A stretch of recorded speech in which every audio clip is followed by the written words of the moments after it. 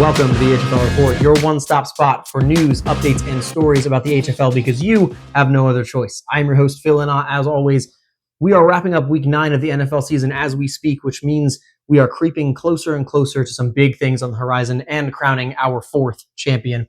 It also is the end of Halloween and spooky season, which means one other thing: time to get your fantasy wish lists ready for December and those playoff pushes. I've got some fun things in store for today's show, so let's get started with announcements, as always. First major thing that I want to make sure we promote is the HFL's second watch party, which is happening in 1 week on November 10th at Hope Christian Fellowship. We will either be in the youth room again or the auditorium, depending on space. The game starts at 8:15. Doors will be open at 8 p.m. Our last party was an awesome time. We watched the Giants defeat the Eagles, and the Phillies get eliminated from the postseason on the same day. But it's just a great lesson reminding us that things don't have to go the way you expect them to or want them to have a great time. Seriously, it was an awesome night with all those guys there. I am fully confident this will be another awesome night of fellowship. And I'm also confident that that loss was a one-time flub. Certainly the Eagles will come out on top of the Packers on Monday night. There's certainly no correlation between the watch party and the loss. Quick reminder as well that the HFL trade deadline is week 11. So no trades will be processed after November 17th.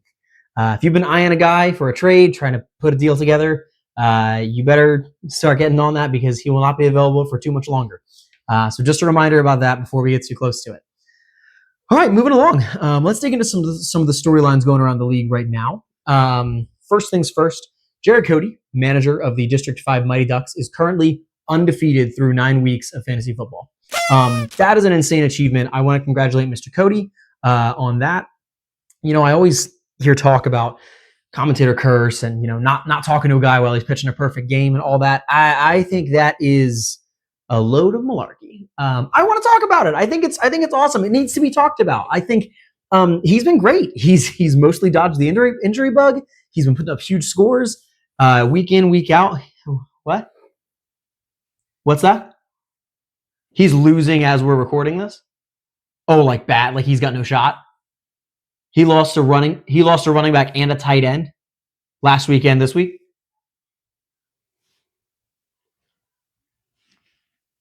Our next story feels appropriate for this time of year as well. Around the league, managers and teams are dealing with WTD, which is, of course, whole team dead syndrome. This is an epidemic that's garnered attention from medical professionals, world leaders, fantasy start-sit streamers on TikTok, all over the world. It's a tough thing to deal with when it feels like your team is not there to perform just because of, one guy's got a banged up leg, this guy's got a banged up hand. It's tough. Right now, the understanding is there's no cure for it, but there are treatments available. I've got some of them here. They include, but are not limited to, remembering to use your 2 IR slots for guys that are actually placed on IR to get some bench space back. Keeping your finger on the pulse of depth charts around the NFL to see who's rising and falling. That should be a lot easier as the NFL trade deadline is tomorrow afternoon, November 4th. So after that, guys are kind of locked into their rosters. So that'll be a little easier to keep your eyes on. And of course, praying that all your players stay healthy. So there's options for you. I was really worried about this myself. Some of these guys are older. You hate seeing those guys that are towards the end of their career get a bad injury, and some of them have looked really, really bad too. In an effort to keep the league accountable, I finally got the commissioner on the phone, and I wanted to get his thoughts on the whole situation. So without further ado, it is my honor and privilege to introduce Commissioner Dylan Ott. Commish, welcome to the show. Hey, Phil. So glad to finally be on the report with you. I'm so glad we finally found a few minutes to sit and chat. I wish it was a happier subject we were talking about, but we'll manage. So, Mr. Ott, how has WTD affected league ratings and shareholder trust? Sheesh, Phil, you get right to it, huh?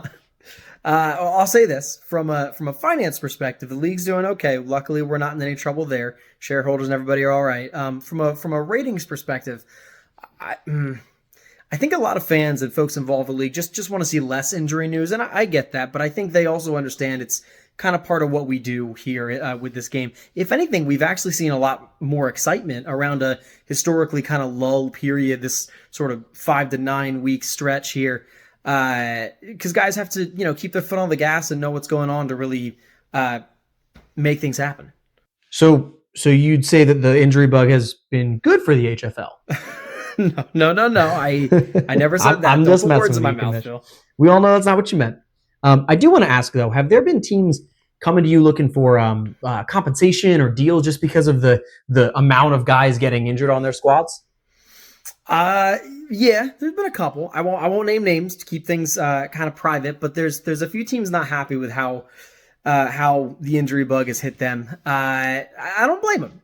I can't really do anything in season to make it fair for them, to kind of give them compensation that would be fair for everybody. But I have let them know that we are actually we're going to be standing up a new award for the guy that got hit with injuries the worst. There's going to be an award for putting guys in the hospital? There you go again, Phil. I got to be careful around here. I'm just interpreting what you said. In all seriousness, though, new awards are always fun. I'm really excited to see how that shakes out. One last thing before you go, Commish. What would you say to those teams that are maybe on the cusp of a playoff push, but just lost a guy to injury or a big piece of their offense? I think I'd say to them, just don't give up yet. You never know when that bug's going to hit your opponent, and you never know when that guy you grabbed for $2 off the waiver wire a week ago is going to have a breakout week. I think you just got to keep doing what got you there in the first place. Great advice from a great commish. Hey, sir, thank you so much for taking the time to talk with us today. Thank you, Phil. Love what you're doing for the league. Go Birds. Go Birds. That's all we've got for this week, folks. Next time you see us, we will be talking about the playoff push and the ring chase. So do not miss that. Stay tuned. Be there next Monday for the HFL watch party. If you have any questions about it, talk to Dylan, talk to Connor. They'd be happy to help you out. This has been the HFL Report.